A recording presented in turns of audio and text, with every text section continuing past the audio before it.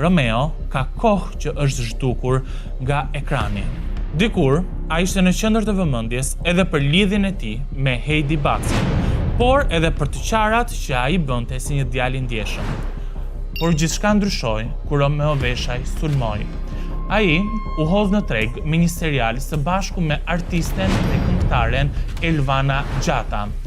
Pas suksesit me enët e kuzhinës, kaploi heshtja. Romeo Veshaj u zhduk. Postimi i fundit ishte në 26 janar 2025, në një postim ku ai tregohej falendërues për eksperiencat e tij. Ndërkohë, ne menduam se mos Instagrami i kishte bërë logout Romeos dhe ai kishte harruar passwordin. Por jo, ekspertët e mi dhe unë i zum prit Romeos për të parë se çfarë bënte. Ai është parë së fundmi në ambiente të mbyllura, me shumë hekura dhe me drita fluoreshente.